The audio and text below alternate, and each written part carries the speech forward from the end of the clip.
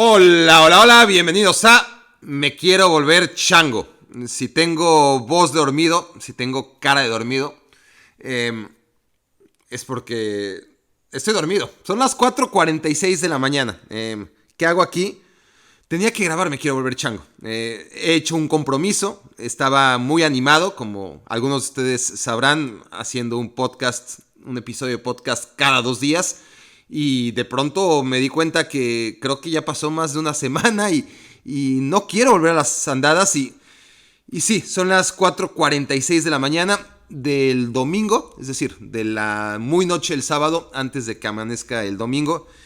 Y me quedé viendo partidos, me retrasé porque tenía muchas cosas que hacer y no me ponía al corriente porque, claro, el problema de los partidos de liga cuando se juega Champions League es que se acumulan todos el sábado, ¿no? Los equipos importantes, aquellos que juegan Champions League, la gran mayoría juega el sábado, se acumulan y en fin, no me di abasto, tuve algunas cosas personales también que hacer y sí, me partió todo el día, pero tenía el pendiente de hacerme Quiero Volver Chango y aquí estoy tirándome obviamente al suelo para que se compadezcan de mí, pobre Barack. Bueno, he de ser sincero, me jeteé como 2 horas hace... O sea, vi el partido del Barcelona como a la 1 de la mañana, 2 de la mañana, vi el primer tiempo. Ya no podía más, entre muchos factores, porque sobre todo estaba cansado. Acabó el primer tiempo, lo vi en la aplicación de ESPN, por supuesto, en diferido, sin saber cómo habían quedado. Terminó el primer tiempo, me quedé dormido en el puff, donde lo estaba viendo. Y claro, tampoco es que el Barça me haya ayudado demasiado a querer ver el segundo tiempo muy rápido. No jugó tan mal el Barça, honestamente. Es decir, más allá que acaba ganando con gol de último minuto, mi sensación en el primer tiempo era que el equipo estaba jugando con intensidad, que le faltaba ese último engranaje, que nunca lo encontró. Es decir, encontró el último gol sin haber encontrado ese último engranaje para desordenar realmente a la defensa del Valencia. Pero no me pareció un particularmente mal partido del Barça, pues ya estaba muy cansado. Me jeteé como... Con la cabeza tengo que hacer el podcast, tengo que acabar de ver el segundo tiempo, todavía tengo muchos partidos que ver. En fin, total que me quedé jetón como 1 hora y media. Me levanté, vi el segundo tiempo y en cuanto acabó el segundo tiempo dije, pues ya, al toro por los cuernos. Aquí estoy, para todos ustedes, para servirles, mis estimados primates. Es más, estoy tan dormido que creo que ni siquiera dije... Hola, hola, hola, bienvenidos a Me Quiero Volver Chango. Gracias por hacerme su cómplice para matar el tiempo. Por si no dije hola, hola, hola, me quiero volver... Yo creo que sí dije hola, hola, hola. Bienvenidos a Me Quiero Volver Chango. A lo mejor lo que no dije fue gracias por hacerme su cómplice para matar el tiempo. Por primera vez en la historia de Me Quiero Volver Chango he roto una tradición. Pero bueno, creo que está justificada. Trataré de ponerme las pilas ya. Y trataré de, además, por mi bien, de acabar lo más pronto posible este episodio. No sé si lo voy a lograr. ¿En qué nos quedamos la anterior? Bueno, la anterior se habrán quedado con la duda. ¿Habrá Barack cumplido su objetivo de ser el podcast de fútbol más escuchado en México al haber escogido los temas Real Madrid y América en su episodio anterior? Seguramente no se lo preguntaron, pero aquí estoy yo para darles la respuesta y es sí. La respuesta es sí. Gracias al América, gracias al Real Madrid y gracias a todos ustedes por hacer de Me Quiero Volver Chango en el episodio anterior el podcast de fútbol más escuchado. Ya decía yo que era un ganar-ganar. Si resultaba el experimento exitoso, entonces pues obviamente todo experimento exitoso te da gusto. Si no resultaba exitoso, pues me habría confirmado que el hablar del América y del Real Madrid no necesariamente te va a dar rating. Descubrí lo contrario. Así que hoy no voy a hablar ni del América ni del Real Madrid una sola palabra, si les parece, porque además ya sale al América y el Real Madrid todavía no juega su partido que estará por jugar en unas horas en contra del Girona. Por cierto, tengo que ponerme a estudiar el Girona, porque si voy a hablar del previo, el intermedio y bueno, sobre todo el previo y el intermedio, algo tendré que decir del Girona que lo tengo muy poco controlado. Pero en fin, no voy a hablar ni del Real Madrid ni del América. Y ahora es la segunda parte del experimento, porque si aún así este episodio logra convertirse en el podcast más escuchado de español, podcast en México más escuchado dedicado a fútbol, entonces será una doble buena noticia, porque me dará mucho gusto ver otra vez este podcast como en los últimos episodios en el número 1, al menos el día en el que salga publicado o los 2 primeros días en los que salga al aire.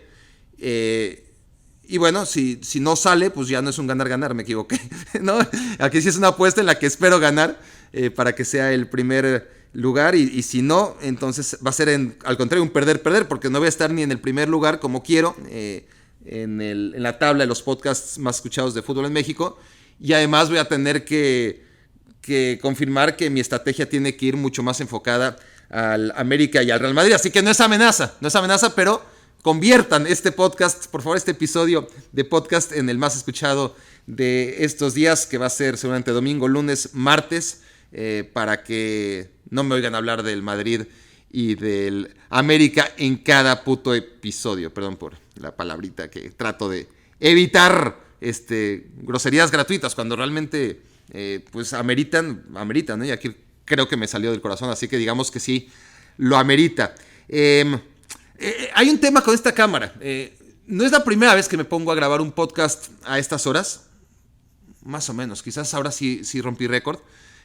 Son 10 para las 5 de la mañana ya. 4:52 para ser exacto. Pero antes, en la versión clásica del podcast, pues no me preocupaba. Estaba en pijamas, sin peinarme, tirado. Mucho más cómodo de lo que estoy aquí sentado, sin una pantalla atrás, porque es una pantalla. Claro, le estoy hablando a la gente que me está viendo a través de video.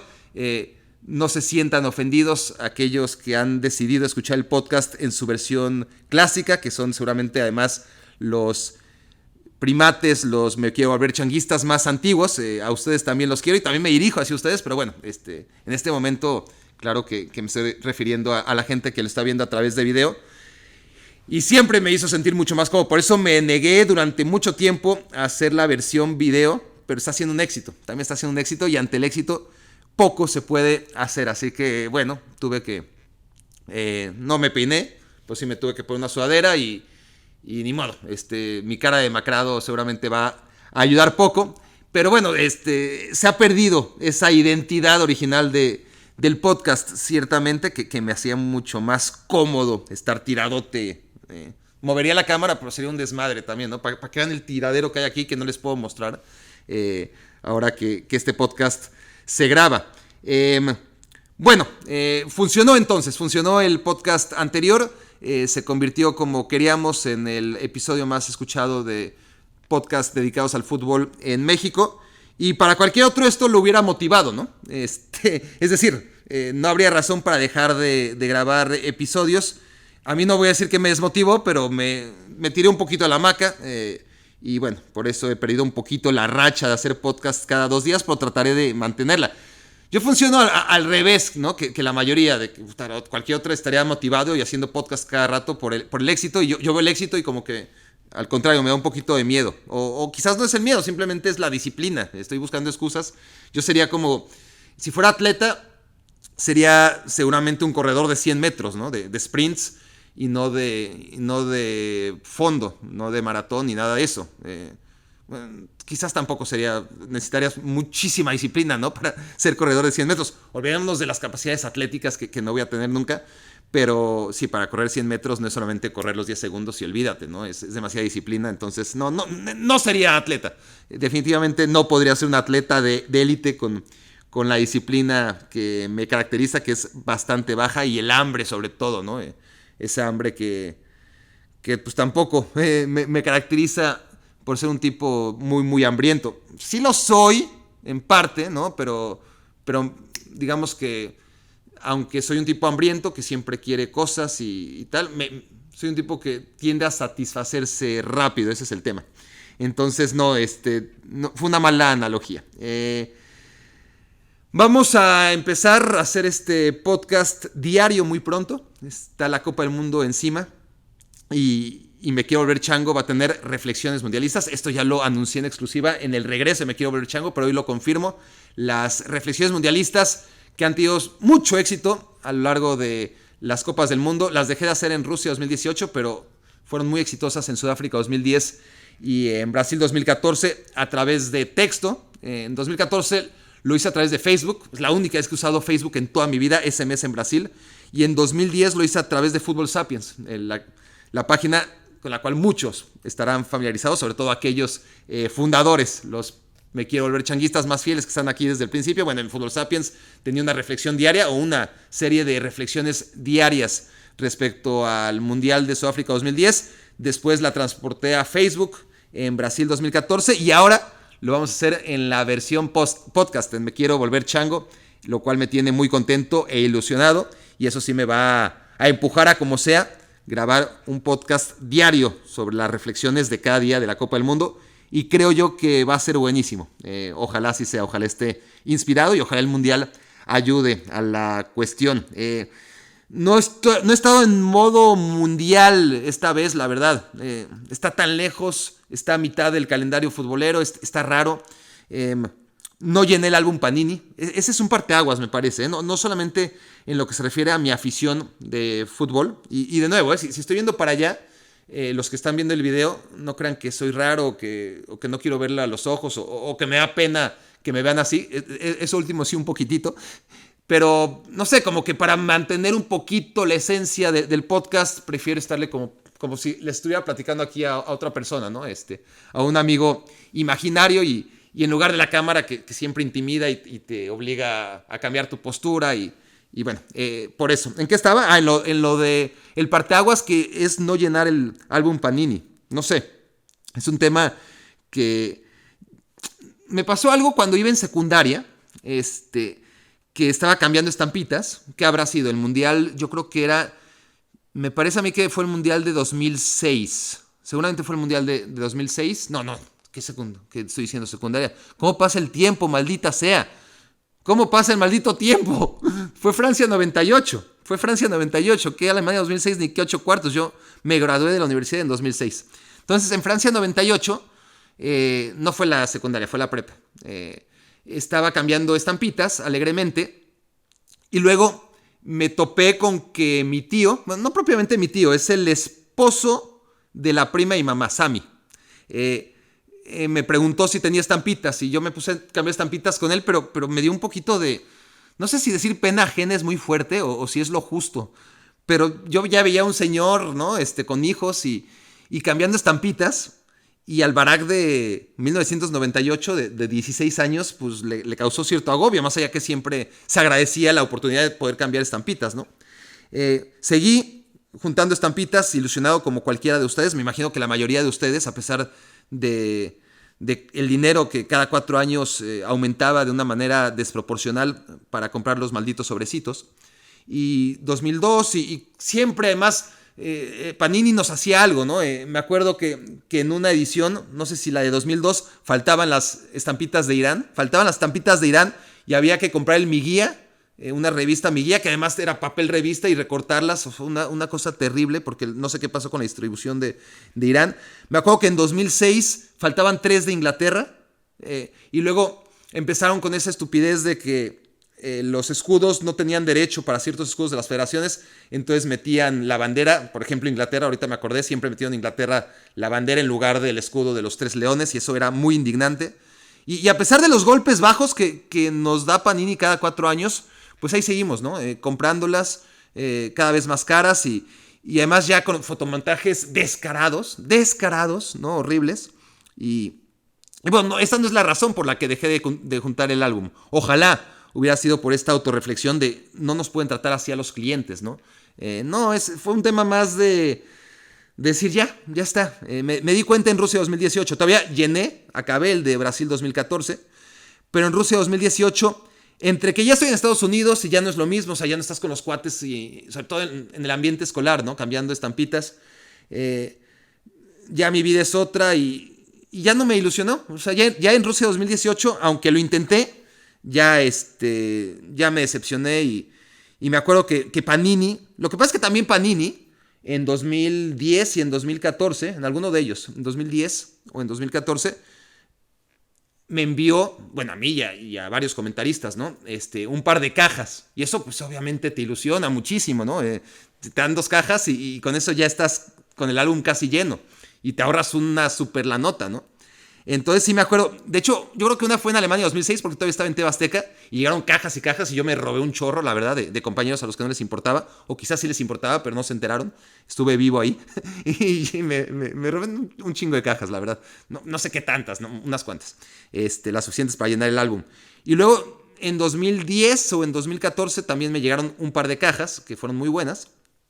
Y ya para 2018 no me enviaron caja los cabrones.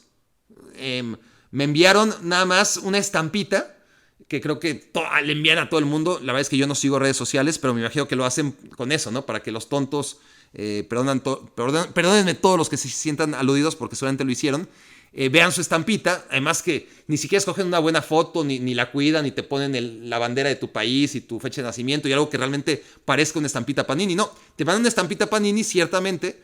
Si ustedes siguen redes sociales, estoy seguro que alguno de mis colegas que recibió esa estampita lo habrá publicado, ya saben a qué se refiere, a qué me refiero. Pero bueno, Panini te manda esa estampita, un álbum vacío, y ya esperan que con eso publiques seguramente tu foto y con eso andes promocionando el álbum.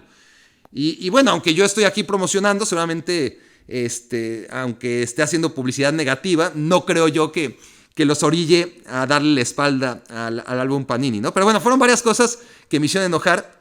De hecho, cuando me mandaron ese álbum con mi estampita en 2018, lo que hice fue, me acuerdo que en el pasillo, ahí en la oficina, había cuadros, ¿no? Cuadros de los diferentes shows que hay de ESPN.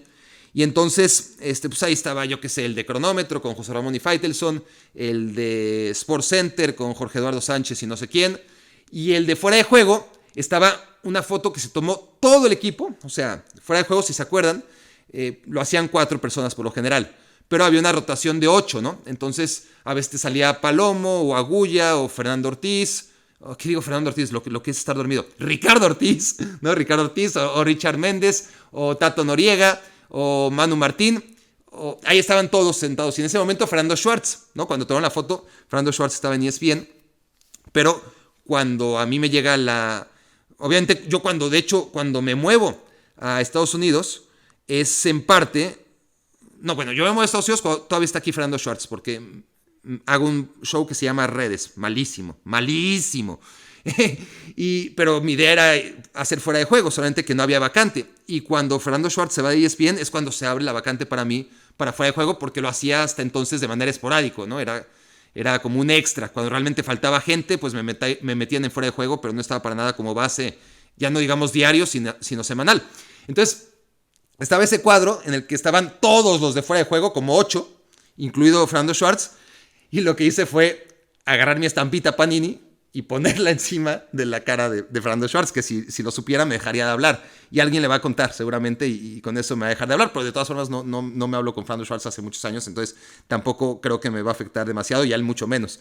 Pero además no tendría por qué dejarme de hablar, simplemente no fue una agresión a Schwartz, fue simplemente, a ver, ya no hace Fuera de Juego, los otros 9 se hacen Fuera de Juego, yo hago Fuera de Juego ahora, y ya que en la oficina nadie se va a molestar por actualizar esa foto para que Barack Feber salga en lugar de Fernando Schwartz, pues mi iniciativa fue agarrar mi estampita y en lugar de publicarla en redes como quería Panini, publicarla encima de la cara de Schwartz. Pero bueno, hasta ahí mi experiencia con el álbum Panini, pero a lo que voy es que todo esto sí contribuyó en mi pérdida de ilusión y eso no me gusta, es decir, al final creo que sí es un parteaguas en mi vida, ya no solo como aficionado al fútbol, sino te dicen, a ver, cuando te casas, ahí sí es cuando pasas una etapa, ¿no? Eres una persona y ahora compartes tu vida con otra persona. Entonces, sí, claramente es una etapa diferente, pero yo no la viví así porque viví con la que es mi esposa, con Lorena, desde muy pronto, ¿no? Nos conocimos y los dos estábamos en una onda en la que nos convenía a los dos vivir juntos, la verdad. Geográficamente a mí me venía maravilloso irme a vivir con ella. Yo venía regresando de estar un año en España haciendo una corresponsalía.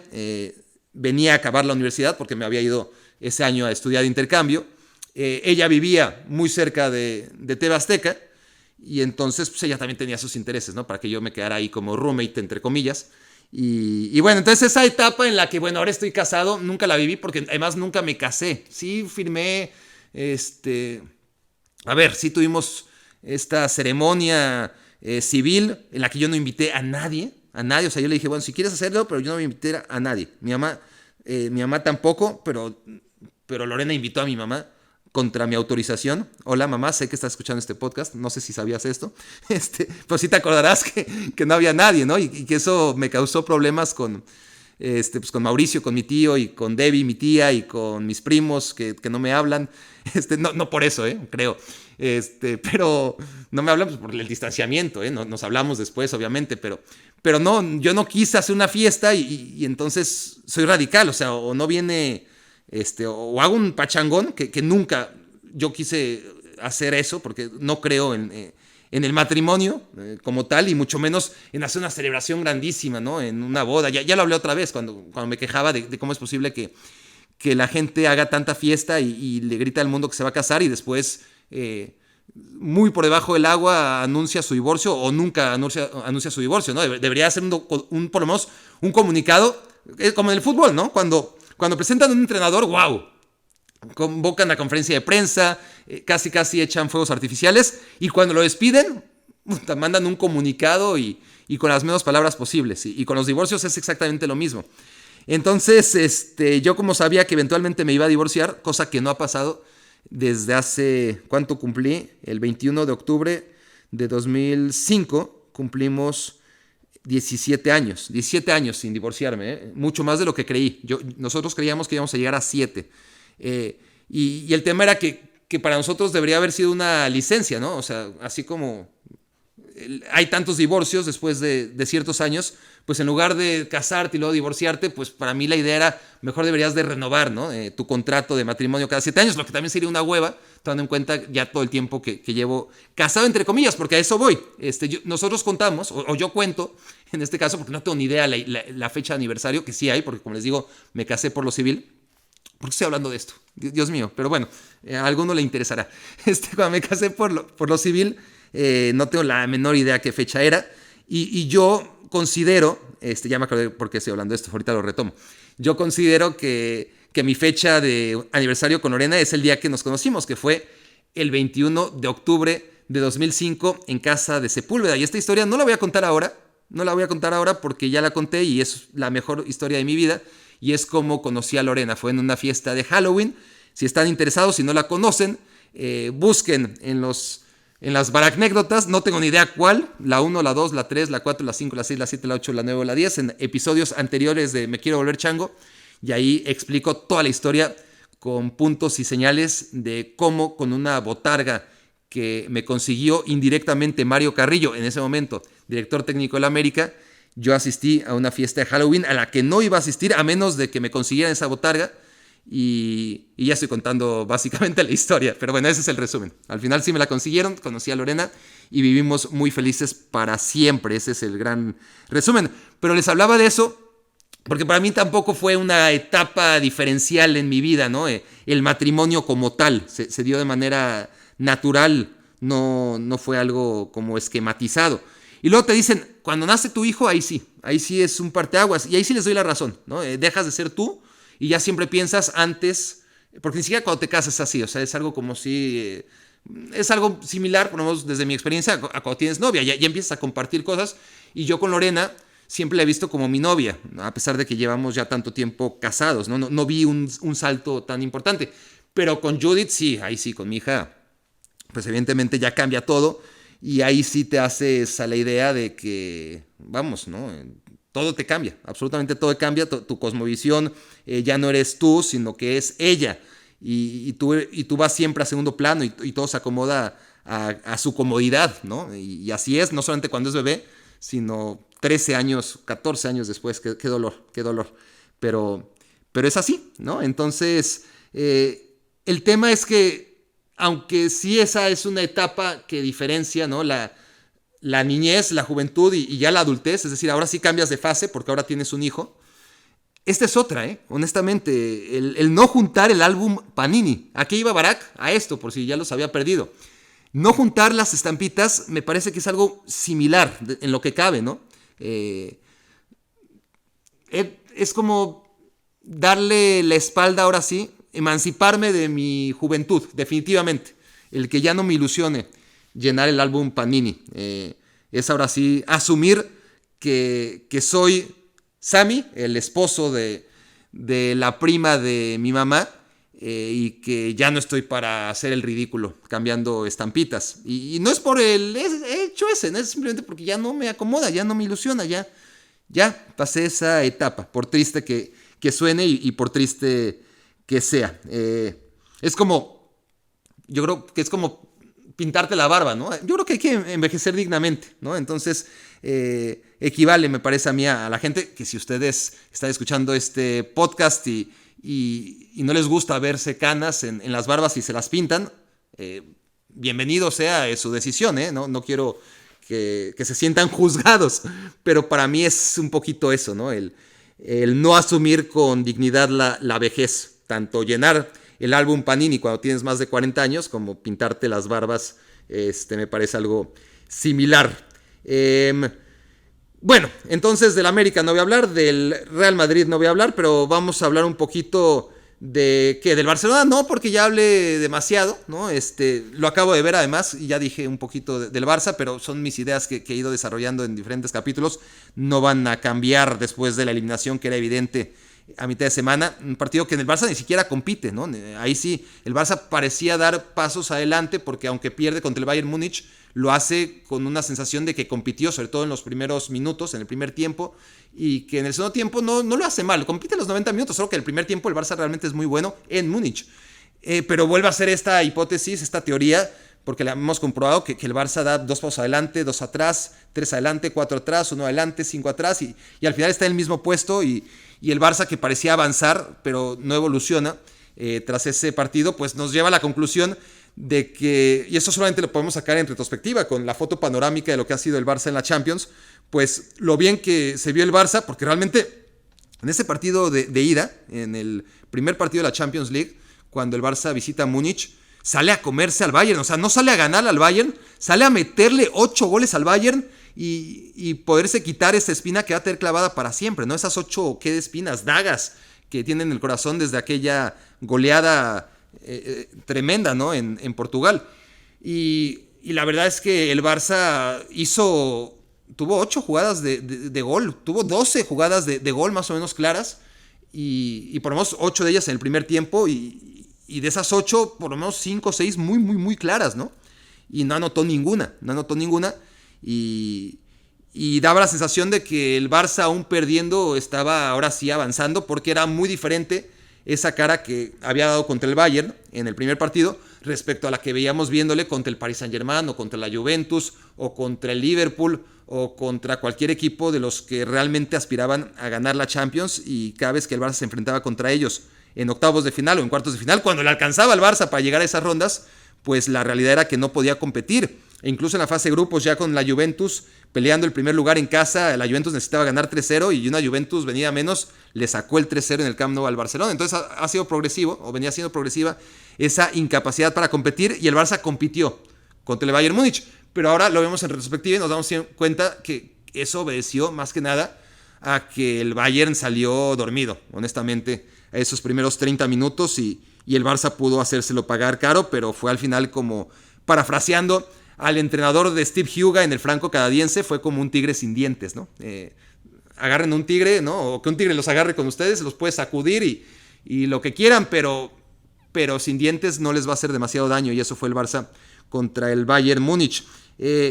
No es el único damnificado de la Champions League el Barça, también la Juve, ¿no? Hablando de la Juventus, es tremendo lo de la Juve, como progresivamente es un equipo que se va alejando cada vez más dramáticamente de la élite. Le pasa como al Barça, ¿no? Antes era como la Juventus, la maldición de no ganar la Champions. El equipo que ha jugado más finales de Champions y que nada más no puede. Y cuando la ha ganado pidiendo casi perdón. Unos tiros penales terribles en donde la Juventus acaba venciendo al Ajax. Con Ravanelli, hablando de envejecer con dignidad, Ravanelli a los 25 años envejeció con mucha dignidad porque ya parecía un viejo con el pelo blanco. Parecían puros viejos, Lombardo y Vialli y Ravanelli. Quizás no estaban tan viejos, pero daba la sensación de ser un equipo de viejos el que le ganó al Ajax, sobre todo porque el Ajax era un equipo de chavitos, ¿no? Entonces esa fue una de las 2 Champions que ha ganado la Juventus. La otra, una tragedia horrorosa, ¿no? Que no, es increíble que se haya jugado el partido después de las decenas, del casi centenar de muertos en Heysel, en el estadio hoy conocido como Rey Beduino en Bruselas, y se juega la final después de la tragedia en la que mueren tantos y tantos aficionados de la Juventus, y aún así se juega el partido y con gol, creo que de penal de Platini, gana la Juventus, y todavía Platini tiene la poca... ¿Qué tipo Platini? ¿Qué tipo más desagradable? Tiene el poco sentido común como para poderse festejar ese gol, que sí era la primera Copa de Europa de la Juventus y hay que ponernos un poco en sus zapatos, pero hombre, en esa misma portería había ocurrido esa estampida espantosa, la tragedia de Heysel, provocada en gran parte por los hooligans de Liverpool, y que a través de eso, o a partir de ahí, hubo una sanción de 5 años para que los equipos ingleses no pudieran participar en competiciones europeas. Pero la Juventus era eso, ¿no? Un equipo que parecía maldito en la Champions League porque había ganado solamente 2 veces, es decir, en la Serie A ha ganado el doble de Scudettos que Inter y que Milan. Da igual si le damos por buenos o no los 2 Scudettos, que solamente ellos se dan por válidos, porque oficialmente los conseguidos en 2005 y 2006 con trampa no cuentan, ellos se lo cuentan a sí mismos, pero son tantos los Scudettos que ha ganado la Juventus que aún así, contemos o no contemos esos 2 Scudettos, tienen el doble, es decir, tienes que juntar los Scudettos de Milan y de Inter, y mira que han sumado 2 entre ambos equipos milaneses en los 2 últimos años, para tener entre ambos todos los Scudettos que tiene la Juventus, ¿no? Pero en Europa es diferente, ¿no? Al contrario, en Europa el Milan es el que manda, tiene el doble sobre el Inter, pero el Inter tiene 3 y la Juventus solamente tiene 2, pero esa parecía la maldición de la Juventus, ¿no? Llegar a las finales de Champions, porque nadie ha jugado tantas Copas de Europa como la Juventus. Es lo mismo, ¿no?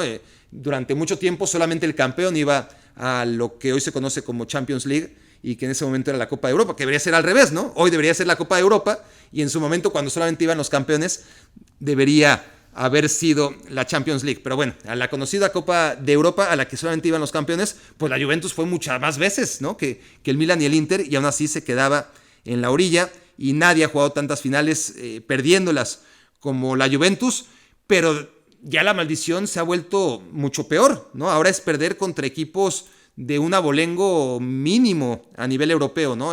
Fue muy sorprendente ver a la Juventus perder en su momento contra el Porto, luego contra el Lyon. Son buenos equipos, Porto, Lyon, pero vamos, la Juventus, que había ganado 7, 8, 9 Scudettos seguidos, no podía perder contra esos equipos, honestamente. Y luego contra el Villarreal la temporada pasada, y ahora en la fase de grupos hasta el Maccabi y Haifa le pinta la cara y queda en la 5ª jornada, igual que el Barcelona e igual que el Atlético de Madrid, sin posibilidades ya ni siquiera de llegar a la 6ª jornada a competir un puesto, ¿no? Y el Benfica, como el año pasado, pasa en su grupo por encima del Barcelona sin que nadie lo esperara, nadie aprende la lección. Creo que cuando hacíamos pronósticos en el grupo y veíamos al Maccabi Haifa y a la Juventus y al Paris Saint-Germain y al Benfica, decíamos, bueno, pasa Paris Saint-Germain fácil y segundo lugar Juventus. Pocos contemplaron al Benfica, y vaya que el equipo de Roger Schmidt lo está haciendo de manera fabulosa, y otra vez, por segundo año consecutivo, deja sin oportunidad a un favorito. El año pasado fue el Barcelona y en esta temporada fue la Juventus, inclusive con una semana de margen.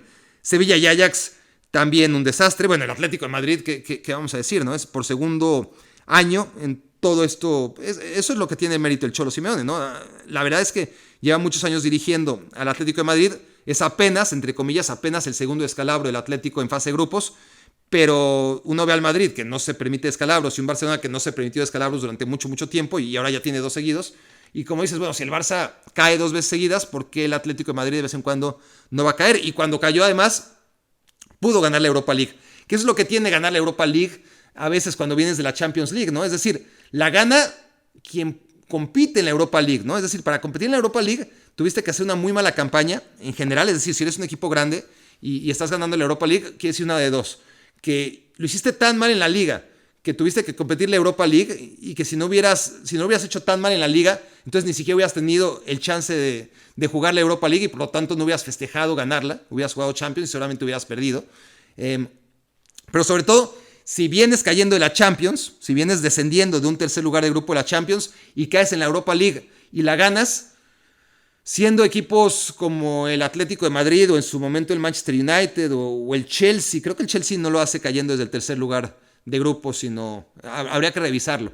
Pero equipos tan grandes que caen de la fase de grupos de la Champions y acaban ganando la Europa League, es como, ok, tienen que festejar porque ya la jugaron, ya la ganaron, pero a veces es como paradójico, ¿no? Si no lo hubieran hecho tan mal, si hubieran quedado segundos de grupo en lugar de terceros y hubieran perdido en octavos o en cuartos de final o incluso en semifinales de la Champions League, pues habría tenido mucho más mérito, ¿no? Quedaron segundos de grupo, por lo tanto clasificaron e hicieron mucho más de lo que es ganar la Europa League y jugar con equipos peores y ganarla. Pues sí, es una competición que ganas porque la juegas, ¿no?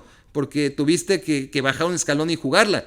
Yo creo que todos los equipos tratan de ser primero y segundo lugar, a pesar que de esos 16 que son primero o segundo lugar de grupos, 15 no van a festejar, solamente uno va a festejar, que es el ganador de la Champions, y en cambio, de los 8 que son terceros lugares, pues ahí les abres la posibilidad de festejar y de olvidarse que ese éxito de ganar la Europa League solamente fue posible porque lo precedió un fracaso. Y es el caso del Atlético de Madrid, que tiene su mérito, ¿no? Hay que jugar la Champions League, hay que quedar en tercer lugar y después hay que jugar la Europa League y no es fácil porque hay que ver el Barcelona, ¿no? Hacíamos cuentas el año pasado con el Barcelona y pensábamos a ver qué equipos que cayeran de la Champions League en tercer lugar o qué equipos de Inglaterra podían ser capaces de ganarle al Barcelona y decíamos, uy, ojo con el Napoli o ojo con el West Ham.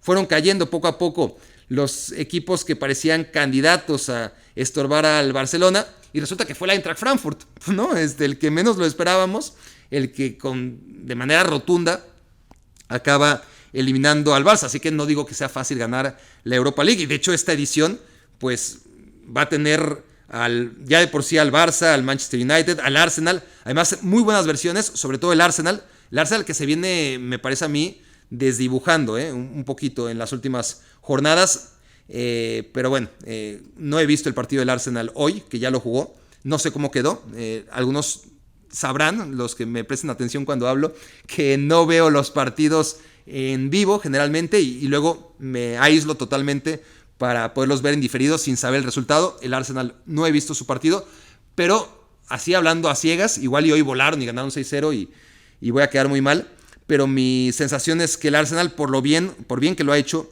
durante toda esta temporada, se ha ido partido a partido descomponiendo un poquito. Pero bueno, de todas formas, el Arsenal líder hasta hace poco por lo menos, no sé en este momento que me estén escuchando si lo sigue haciendo, de la Premier League. El Manchester United, que por fin ahora sí parece que lo está haciendo bien. Yo he sido muy duro en episodios anteriores con el Manchester United y tengo que actualizar un poquito aquí porque lo hizo muy bien. Y otra vez estoy hablando a ciegas sin ver el partido de esta semana todavía. Pero tras ver creo que es suficiente. La mejoría del equipo contra el Tottenham Hotspur y sobre todo contra el Chelsea. El primer tiempo contra el Chelsea fueron sensacionales. Claro, que el partido que sí he visto, porque voy a verlos todos, es el del Chelsea contra el Brighton. Y ahí también te das cuenta que el Chelsea, bueno, ya te veías dando, ya no tiene que agarrar el Brighton y estarle ganando 3-0 en el primer tiempo nada más, como para concluir que este Chelsea no está funcionando, ¿no? Tras el cambio de técnico. Pero bueno, más allá que matice el momento del Chelsea, la exhibición del Manchester United en el primer tiempo en la semana pasada, el Manchester United juega muy bien y confirma todas las sensaciones que venía dando y de las que ya hablé aquí contra el Tottenham, porque ahora que me acuerdo sí que he hablado de la mejoría del Manchester United. En fin, entonces no es necesario este nuevo paréntesis, solamente quiero decirles que en esta Europa League no es cualquier Arsenal, no es el Arsenal de ediciones anteriores, no es cualquier Manchester United, no parece el Manchester United de ediciones anteriores, me parece un equipo mucho más intenso, con mejor ritmo, ahora sí con las ideas de lo que tiene que hacer un equipo moderno, reflejando por fin las ideas de su entrenador después de mucho tiempo, lo que nunca hizo con Rangnick y empieza a hacer con Ten Hag y que me imagino seguirá haciendo. Entonces tienes esas dos versiones buenas del Arsenal y del United, más lo que te puede ofrecer, bueno, equipos como el Betis, que son muy competitivos, pero olvidándonos del Betis y demás, o de la Real Sociedad, que siempre hay que tener cuidado, pues el Barça y la Juventus y el Atlético de Madrid y el Manchester United y el Arsenal y quién sabe si el Tottenham, que probablemente clasifique, pero puede ser que no, y aún puede caer el Eintracht Frankfurt, que es el campeón de la edición pasada, entonces se va a poner dura la Champions League. la Europa League, hasta me traiciona el subconsciente, ¿no? Parece Champions League con estos nombres. El Sevilla, obviamente, que el amo y señor por mal que ande el Sevilla, pues siempre hay que contemplarlo como favorito número 1. Así como el Real Madrid, como esté, siempre va a ser el favorito 1 para ganar la Champions League. Creo que podemos decir, o debemos decir lo mismo del Sevilla. El Sevilla que va a jugar Europa League si es que queda en tercer lugar de grupo, que es un desastre igual que el Ajax, pero son desastres que yo creo que eran bastante predecibles. No creo que nadie que haya analizado el mercado, las altas y las bajas del Ajax y del Sevilla, esperara que estos equipos clasificasen, ¿no? En los grupos que les tocaron. Además, el Sevilla con el Dortmund y con el City quizás tenía más oportunidades. Ahí con el Dortmund parecía más o menos parejo, pero no había forma de que el Ajax en el grupo del Napoli y del Liverpool avanzara. Quizás si lo vemos si no lo vemos en retrospectiva, si nos vamos al día del sorteo, pues el Napoli, que a mí honestamente, y queda grabado, que no parezca que me subo ahora al barco del Napoli, ya en ese momento me parecía a mí que era el favorito de grupo, obviamente después de Liverpool, no primero. No, nadie decía Napoli 1, Liverpool 2, Ajax 3, pero sí me parece que el Ajax, después de haber vendido a todos menos a Edson, y eso porque el Chelsea no le llegó al precio, pero si no, también vendía a Edson. Entonces quedó terriblemente desmantelado el Ajax y también va a acabar en la Europa League. Por cierto, hablando del Napoli, al Napoli sí que lo he visto esta semana, es decir, dentro de los partidos que sí pude ver este sábado y que me tienen grabando esto a las 5:26 de la mañana, fue el Napoli. Qué bárbaro. De hecho, hubo un impulso que dije, terminando de ver a mediodía hoy al Napoli, dije, voy a agarrar el micrófono y voy a hablar del Napoli antes de que se me olviden cosas, para tener fresco, ¿no? Este estado de ánimo. Estaba muy eufórico después de la victoria del Napoli 4-0. ¿Contra quién jugó? Dios, por estar tan metido en el Napoli y viendo tantos partidos, ya ahora hasta el rival se me fue, ¿no? Pero aquí lo reviso. A ver, Napoli jugó contra, es increíble que ya no me acuerde, pero se justifica por la hora que es y por todos los partidos que tengo acumulados y porque la verdad solamente me dediqué a ver al Napoli y no me preocupé por el rival, que evidentemente era el Sassuolo. Ahora sí me acuerdo, tuve que hacer trampa y meterme a la aplicación. Sí, el Sassuolo, que quedó desdibujado, minimizado por parte del Napoli. Siempre es más fácil un equipo más abierto y un poquito romántico, como trata de ser el Sassuolo, que es mucho peor con Dionisi de lo que era con De Zerbi, y también es que ha perdido a todas sus figuras. Eso siempre le pasa al Sassuolo, es muy triste. Un equipo que juega o que jugaba muy bien con De Zerbi, pierde a su entrenador y luego ha ido perdiendo siempre a sus mejores piezas, ¿no? Pero esta temporada apenas empezaba a resurgir el Sassuolo con Scamacca y con Raspadori, y los venden a las primeras de cambio. Y Berardi, el pobre, es el único que sigue ahí. Y yo no sé cómo le hace Berardi para no irse del Sassuolo. Honestamente, es una historia que me cuesta difícil, me cuesta trabajo entender. Pero bueno, estaba hablando del Napoli, no del Sassuolo. Todo esto es porque el Napoli realmente, lo de Kvaratskhelia, qué bárbaro. No había un jugador que me emocionaba tanto desde Chiesa, ¿no? Y es un recuerdo obviamente muy fresco el de Chiesa, lástima que se lesionó. Pero Chiesa, lo que me atrae de él es que es bueno para todo, ¿no? Que es súper determinante, que le echa muchas ganas, que corre como si no fuera tan bueno, que técnicamente va sobrado, a pesar de que parece un tipo atrabancado, que le pega bien con derecha y con izquierda, que es muy bueno en los mano a mano, que tiene buen disparo, que tiene sacrificio, que roba balones. Bueno, Kvaratskhelia es todo eso, pero es una versión mejorada, y me duele decirlo porque Federico Chiesa para mí es un hermano menor. Afortunadamente todavía no tengo que decir, para mí es un hijo, pero en unos 5 o 10 años ya tendré que hablar de los jugadores como si fueran mis hijos. Aquí todavía puedo hablar de ellos como hermanos menores, ¿no? Hermanos menores que nunca tuve, ni mayores tampoco, soy hijo único. Pero me encantaría que Chiesa fuera mi hermano, no solamente porque es famoso, sino porque se ve que es buena gente. No sé si Kvaratskhelia sea buena gente, pero quiero pensar que lo es. Con Chiesa tengo esa sensación y estoy casi seguro, metería las manos al fuego porque Chiesa es buena gente, además de ser un futbolista extraordinario. Pero es que Kvaratskhelia, además de hacer todo lo que acabo de decir perfecto, es un tipo que tiene magia, que hace lo correcto, y además, si tiene que hacer un recurso útil, porque además no son recursos de cara a la galería, sino que acaban siendo sumamente rentables, lo hace. Cada balón que pasa por los pies de Kvaratskhelia llega en mejores condiciones al compañero, que sigue después de Kvaratskhelia, ¿no? No importa cómo llegue el pase, la oportunidad del Napoli, en el momento en el que llega a los pies de Kvaratskhelia, el índice de que acabe en goles a jugada se eleva, ya sea porque el propio Kvaratskhelia se quita a alguien y dispara, o porque la pasa, porque además es un tipo generoso, no sé si tanto como Chiesa, pero ahí se lleva. Honestamente, es una delicia ver a Kvicha Kvaratskhelia y sería una razón para ver al Napoli, solamente el georgiano. Pero es que además el Napoli funciona como relojito, ¿no? Es la obra maestra después de tantos años de Spalletti siendo un buen técnico a secas. Aquí es una obra maestra que va a perdurar por siempre. No sé si va a ganar el Scudetto. Yo estoy muy eufórico viendo lo que hemos visto. Honestamente, mira, ya que abrí la aplicación para ver contra quién jugaron, es que es increíble, ¿no? No nos damos cuenta, creo que no nos damos cuenta de lo que está haciendo este Napoli, pero le gana a la Lazio 2-1, le gana a Liverpool 4-1, le gana al Spezia 1-0, le gana 3-0 al Rangers, le gana 2-1 al Milan, le gana 3-1 al Torino, le gana 6-1 al Ajax, le gana 4-1 al Cremonese, le gana 4-2 al Ajax, le gana 3-2 al Bologna, le gana 1-0 a la Roma, le gana 3-0 al Rangers, le gana 4-0 al Sassuolo. ¿Cuántos son? 5, 7, 8, 9, 10, 11, 12, 13. 13 victorias consecutivas enfrentando al Liverpool, enfrentando 2 veces al Ajax, enfrentando al Milan, enfrentando a la Roma. Increíble, ¿no? Y ese partido contra el Milan no debieron haberlo ganado. Ese sí me acuerdo que el Milan fue mejor que el Napoli.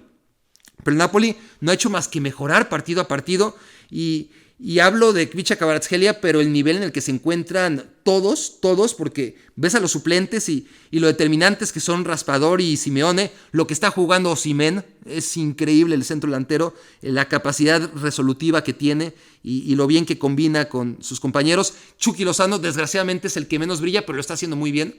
No es tan súper ultra determinante como debería ser, pero lo está haciendo bien. Ya se ganó la titularidad y es suficiente, un equipo que vuela.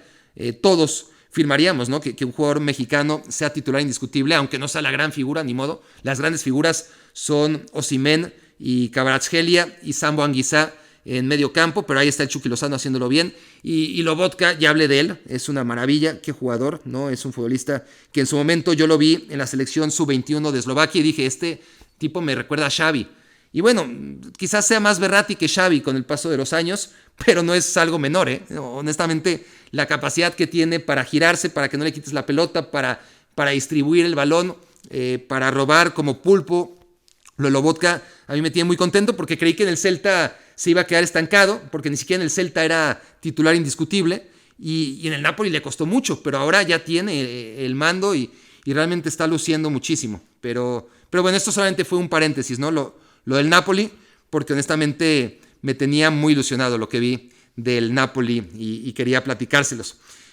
Bueno, vamos a sacar ya el papelito. A ver, vamos a sacar un papelito. Aquí están. Aquí hay, les recuerdo, en esta tómbola, nombres de clubes, los que quedan. Ya saqué al Napoli el otro día, lo voy a regresar. Pero bueno, ya he hablado bastante del Napoli, mejor no lo regreso. Saqué a la selección argentina. Puede ser club o selección. Vamos a ver. Y aquí podemos ver. Se ve Brasil. Me van a tener que creer porque además no tengo ninguna razón para mentir. ¿Por qué tendría que hacer esto? Simplemente me pondría a hablar de Brasil y ya. Brasil. Bueno, me parece que es el candidato número 1 a ganar la Copa del Mundo. Para acabar pronto. A diferencia, eso sí, de muchos compañeros, no creo que sea el gran candidato, o sea, no creo que sea el número 1, porque no veo una diferencia demasiado grande entre Brasil y lo que son otros equipos candidatos a ganar el Mundial, honestamente. Me parece que está bastante parejo, pero si hay que apostar por uno, creo que la apuesta más inteligente sería Brasil. Lo que ha hecho su entrenador es increíble, hay que ponerlo en retrospectiva y ver lo que era Brasil, porque Brasil siempre ha tenido grandes jugadores y siempre ha sido favorita. Pero, ¿cómo funcionaba Brasil con Dunga? No funcionaba, era un desastre. Si no era un partido en casa, lo perdía siempre, o por lo menos empataba, ¿no? En la eliminatoria no había forma que ganara fuera de casa. Y cuando jugaba la Copa América, pues daba las nylons terriblemente y jugando espantoso además. Y con Luis Felipe Scolari, pues ahí está la Copa del Mundo, ¿no? Es increíble que a esa generación de buenos futbolistas que tenía Brasil, no tan buena como esta, pero que en 2014 pudo haber hecho mucho más, se la dieron a Luis Felipe Scolari, que era un técnico retrógrada, ¿no? Y que jugaba pésimo esa selección brasileña, que no sé cómo se metió a semifinales, pero cayó por su propio peso, ¿no? Porque no tenía lugar en semifinales y Alemania se lo demostró, debió haber dejado que Colombia hubiese jugado esa semifinal. No digo que se le hubiera ganado a Alemania, pero seguramente hubiera competido más. Hay que ver lo que era esa Brasil, porque antes de Luis Felipe Scolari era Dunga otra vez, ¿no? Brasil no daba una y llega Chiche y todo parece normal, todo parece natural y Brasil gana, pues sí, porque es mejor. No, porque es mejor y porque además tiene un gran técnico. Brasil no pierde nunca. Yo me acuerdo que llega al Mundial de Rusia 2018 invicta, ganando prácticamente todos sus partidos. No sé si perdió algún partido, quizás ahí aisladamente, ¿no? El partido que pierde lo hace en la Copa del Mundo contra Bélgica después de que para mí Brasil fue el mejor equipo de Rusia 2018, fue el más solvente, honestamente. No digo que Francia haya ganado de manera inmerecida, no digo que Bélgica haya avanzado a semifinales encima de Brasil de manera inmerecida, pero sí creo que de los dos, Brasil fue el mejor equipo. Fue un gran partido y creo que Brasil domina a Bélgica y Bélgica es más contundente y así pasa, ¿no? No fue lo suficientemente superior Brasil como para decir, fue una injusticia, ¿no? Pero Brasil hace una buena Copa del Mundo y ahora ha mejorado, inclusive, o sea, después de ser el mejor equipo para mí de 2018, ahora llega en una mejor versión a Qatar 2022, rompió el récord. Un récord que parecía inquebrantable de puntos conseguidos en una eliminatoria, que lo tenía Argentina camino a 2002. Curiosamente, la Argentina de Marcelo Bielsa llega a 2002 y no es un desastre. Bueno, es un desastre porque había muchas expectativas, porque era la favorita número 1 para ganar el Mundial. Tanto o más de lo que es Brasil ahora. Yo creo que más. Argentina era el equipo número 1, pues porque tenía una selección increíble, ¿no? Tenía a Batistuta y a Crespo adelante para acabar pronto y el medio campo tenía, me voy a dejar a muchos nombres en el camino, pero tenía a Simeone, tenía a Verón, tenía al Piojo López, tenía en defensa a Ayala, el ratón Ayala que era muy bueno, a Zanetti, a Roa en la portería. Era un gran equipo la selección argentina y jugaba muy bien con Marcelo Bielsa, ¿no? Pero bueno, estoy con Brasil. Brasil rompe ese récord de puntos que parecía inalcanzable y no pierde ningún partido prácticamente. Pierde tan poco que es muy fácil acordarse de los partidos que pierde, porque son puntuales. Pierde un amistoso contra Perú, del que no nos acordaríamos si no fuera porque realmente nunca pierde Brasil. Pierde un amistoso también contra Argentina, jugado no sé si en Qatar o en Arabia Saudita, en un lugar de esos. Y pierde, claro, la final, la Copa América contra la selección brasileña en Maracaná, contra la selección argentina en Maracaná.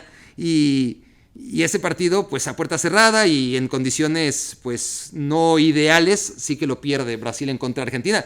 Pero nada más, desde aquella derrota contra Bélgica, que insisto, cuando perdió contra Bélgica también tenía Chiche muchísimos partidos sin perder. Así que es una selección que pierde muy poco y que empata también muy poco, que suele ganar y que línea por línea es realmente fuerte, ¿no? Iba a decir fuertísima, pero creo que se dice fortísima. Igual las dos son correctas, pero dejémoslo en que son muy fuertes. Creo que nadie me va a discutir que Alisson y Ederson son dos de los 5 mejores porteros o de los 10 mejores porteros del mundo. Solamente puede parar uno, pero para hablar de la profundidad que tiene el equipo. En la central no me encantan sus centrales. Marquinhos como líder de la defensa no me parece que sea uno de los mejores centrales del mundo. Es decir, si hablamos de top 5, creo que me costaría meter a Marquinhos en esa lista. Thiago Silva, creo que el mérito es que no es peor de lo que era a los 30 y a los 34 años. Ahora tiene 38. Nunca me encantó. Me parece que tiende mucho al error, sobre todo en momentos importantes. Y bueno, el mérito es que ha llegado a esta edad y no es peor de lo que era a los 30-34. A mí no me parecía extraordinario, honestamente. Siempre me pareció un jugador un poquito sobrevalorado, pero ahora no me parece que sea más malo de lo que era. Más malo entendiéndose de que estamos hablando de un jugador que para muchos en su momento era el mejor central del mundo y que para mí nunca lo fue en realidad. Pero bueno, lo tienes a él y lo tienes a Militao, además de a Marquinhos. Militao que ha mejorado muchísimo. Y solamente para ilustrar la profundidad de Brasil, es que también tienen a un jugador en la liga francesa, creo que es Thiago Maya, si no me equivoco. Igual me equivoco, pero un jugador francés al que le eché el ojo en el partido con el Paris Saint-Germain muy bueno. Un jugador brasileño que juega en la liga francesa. Pero aparte de él, tienen a Bremer, que fue el mejor jugador, el mejor defensa de la Serie A con el Torino la temporada pasada y ahora está en la Juventus. Y aparte de Bremer, tienen o tendrían a Diego Carlos, que jugó en el Sevilla y lo hizo de maravilla antes de irse a Aston Villa y lesionarse. Y tras no haber sido convocado a la selección brasileña, o tras haber sido convocado solamente una vez, estaba tramitando sus papeles para convertirse español y poder ir a la selección española, pero se lesionó y ahí ya no sabremos nunca si realmente eran rumores o si era cierto que Diego Carlos iba a jugar con la selección española. Pero aquí es otro defensa de superélite brasileño o nacido en Brasil.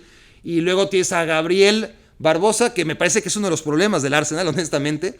Pero bueno, no deja de ser el líder de la defensa del que viene siendo el líder de la Premier League. Es decir, el que Chiche escoja a Militao y a Marquinhos y a Thiago Silva es porque son los jugadores a los que le tiene confianza, con los que lleva ya más de un proceso, y está bien.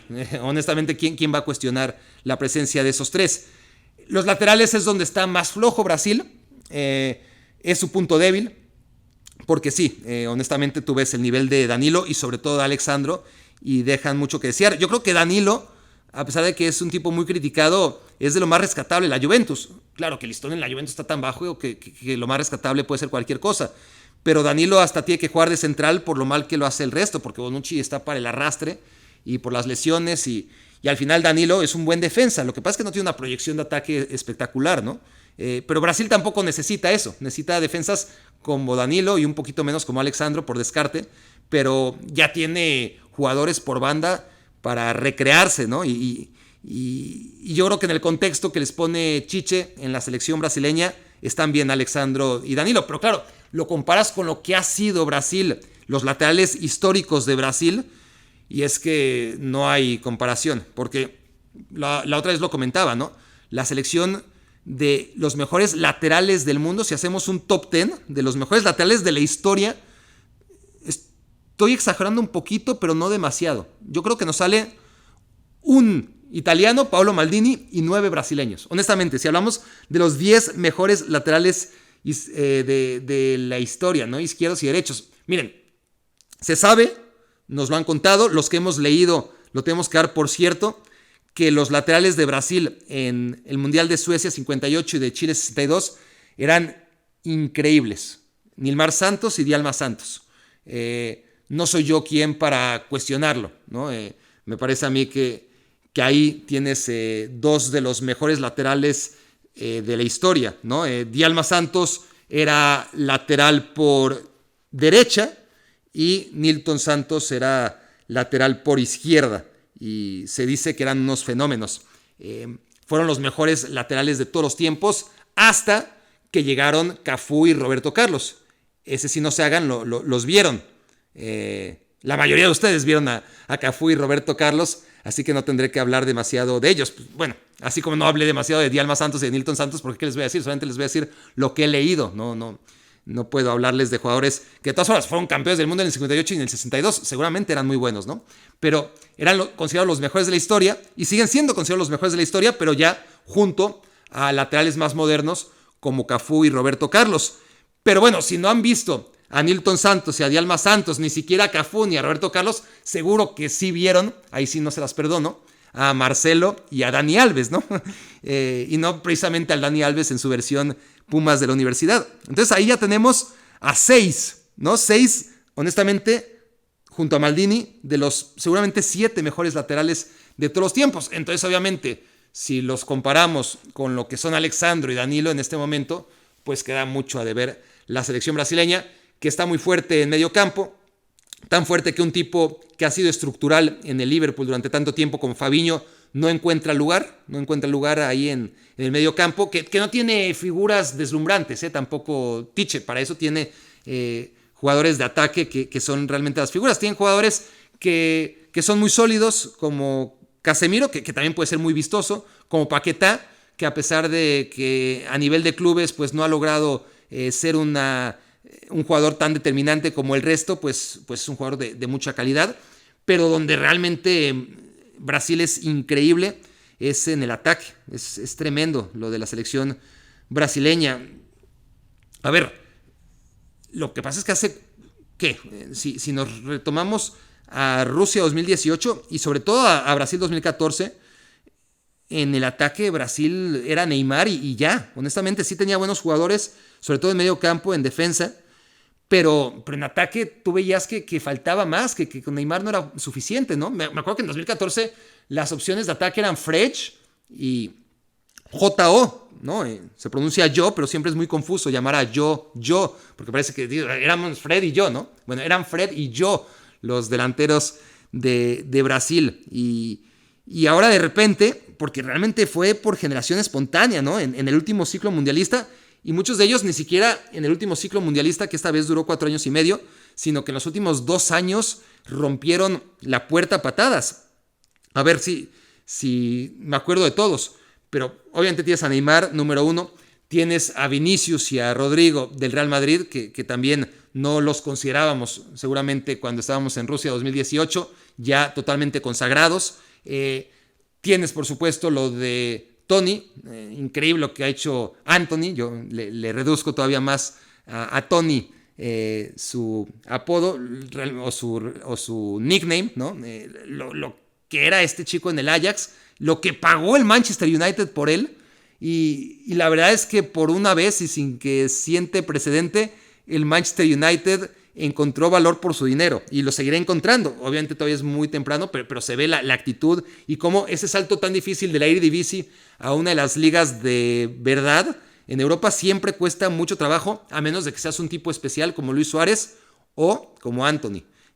Entonces ahí tienes otro nombre propio. Y luego tienes Gabriel Jesús, que siempre ha sido bueno, pero ahora es buenísimo lo que ha hecho Gabriel Jesús en el Arsenal, y en el momento en el que se encuentra Gabriel Jesús también es algo fuera de serie, fuera de lo común. Y luego tienes a otros futbolistas como Gabriel Martinelli, siguiendo en el Arsenal, que no se pueden hacer las cosas mejor por izquierda como extremo que Gabriel Martinelli en el Arsenal, pero a la vez, ¿cómo le encuentras lugar en esta selección brasileña, no? Es imposible.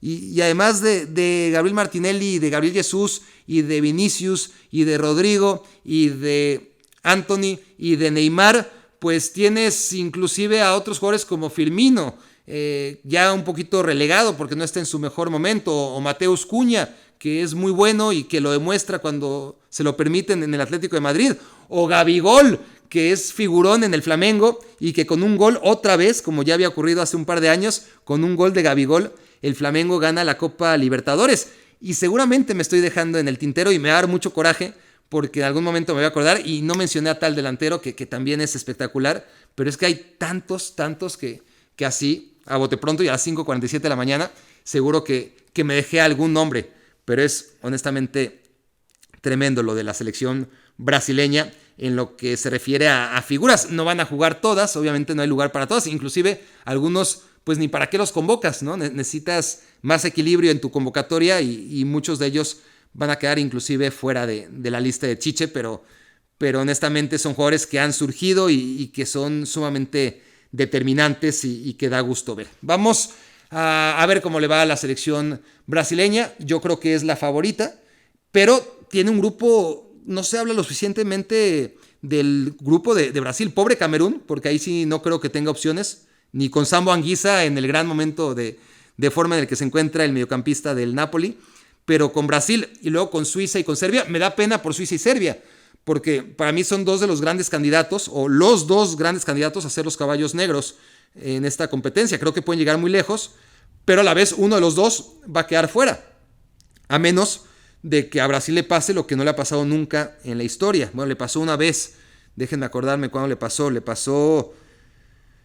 en el 66 no, porque perdieron contra... Bueno, en el 66, claro, perdieron en la fase de grupos, los echaron después de ganar 58 y 62, eran otros mundiales, donde iban solamente 16 y en tu fase de grupos te tocaban jugar prácticamente, para efectos prácticos, jugabas octavos de final, porque si te tocaba un grupo como le tocó a ellos con Portugal y con Hungría, la Hungría que todavía era buenísima por aquella época, pues podías quedar fuera. Esa es la única vez que Brasil, en toda su historia, el único equipo que ha ido a todos los mundiales, la única vez que quedó fuera a las primeras de cambio fue en aquel Inglaterra 66, que fue justo el mundial que quedó a la mitad entre los 3 títulos que ganó y que fueron sus únicos títulos por mucho tiempo hasta 1994, ¿no? 58, 62 y 70. Entonces, solamente si colapsa Brasil y le pasa lo que le pasó sin ir más lejos a Alemania en el mundial pasado, pues sí que Serbia y Suiza podrían avanzar las dos, pero me cuesta trabajo pensarlo, ¿no? Pero bueno, va a ser un buen par de sinodales a los que se va a enfrentar desde la fase de grupos Brasil para ir midiendo sus verdaderas capacidades. Y bueno, déjenme agarrar mi celular porque vamos a abrochar ahora sí este capítulo con el audio del primate seleccionado para hacernos su pregunta el día de hoy. Vamos a escuchar a continuación, que es el celular que por cierto, lo bueno de estar grabando a estas horas es que no me llegan mensajes. La otra vez me sonó el celular y ni me di cuenta, estaba tan concentrado en el podcast que estaba... No sé si lo advirtieron en el episodio anterior, pero estaba suene y suene mi teléfono en modo vibrador y yo no lo escuchaba. Lo escuché después cuando tuve a bien escuchar mi propio podcast, porque muchas veces soy tan ególatra que salgo a correr y me entretengo tanto a mí mismo que me escucho. Y además porque además puedo detectar errores y hago unos corajes que ya mejor prefiero no escucharme porque me doy cuenta de todas las tonterías y errores que cometo y en fin, no es saludable. En fin, ahora sí, vamos a escuchar el audio del Me Quiero Volver Changuista del día, a ver qué pregunta tiene para nosotros. Hola Barak, muchas gracias por la oportunidad.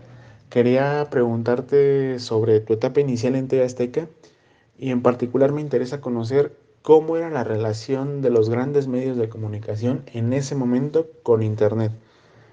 Ustedes en su día a día, ¿qué tanto se apoyaban en Internet para obtener información? ¿Era indispensable? ¿Lo veían como una moda que iba a perderse en unos años? ¿En qué momento consideras, quizá eso ya fue más adelante, más en los 2000, no sé, tú me lo dirás, en qué momento consideras que ya para los medios de comunicación importantes era fundamental contar con una portal web? No sé, me genera mucha curiosidad saber cómo interactuaban ustedes en ese momento con Internet, porque hoy sabemos que es indispensable, pero no sé cómo lo veían ustedes en ese momento. Muchas gracias, Barak, y saludos. No, gracias a ti, Omar Peralta, porque me gustan estas preguntas. No sé si a ustedes, pero pues a todos nos gusta hablar de nosotros mismos, creo. Por lo menos a mí me hace sentir obviamente como viejo, Omar Peralta, pero está bien que no te pregunten, ¿y cómo ves al Puebla? ¿Y cómo ves al Cruz Azul?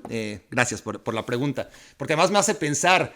Me acuerdo del gallinero del que ya he hablado aquí en la sección de Baracnécdotas, del gallinero, esa oficina en la que estábamos todos, y cuando digo todos, me refiero a 20, 25 personas, incluidas Enrique Garay, David Faitelson, y André Marín, y Cristian Martinoli, y Antonio Rosique, y el Chacho, y todos, literalmente todos, menos José Ramón. José Ramón sí que tenía su propia oficina, y Pepe Espinosa también tenía su propia oficina fuera de la de José Ramón. El resto, todos en el gallinero, que era...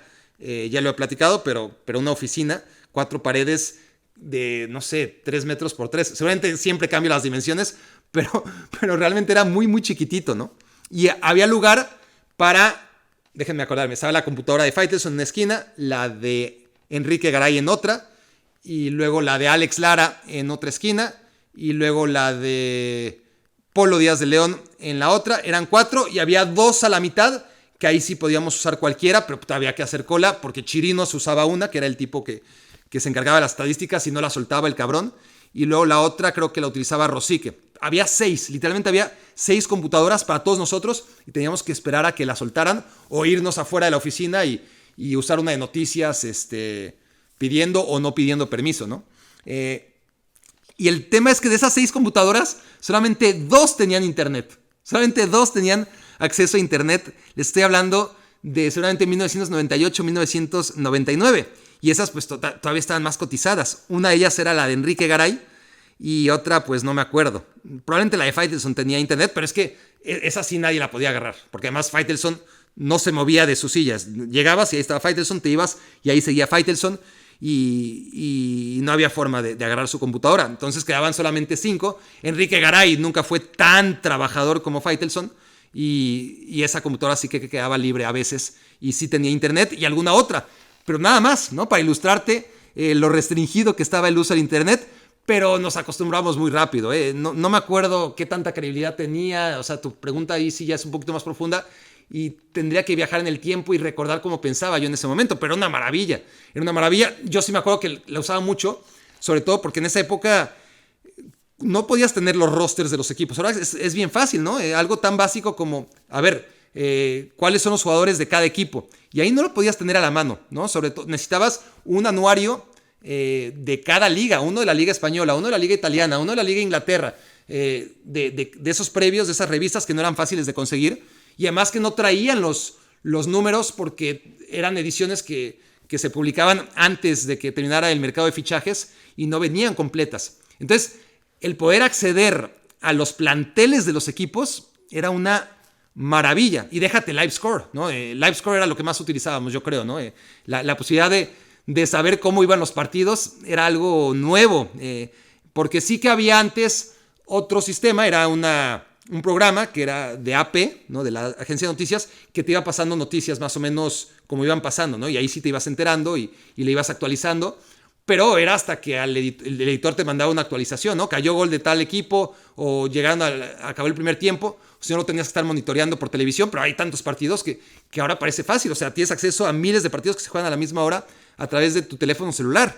En ese momento, pues por primera vez te metías a una página que se llamaba livescore.com y la maravilla era que podías ver el resultado. No te daban los goles ni las alineaciones todavía, pero podías ver el resultado de cada uno de ellos. Entonces, sí, así fue el primer acercamiento a Internet en la oficina de Azteca Deportes en 1998.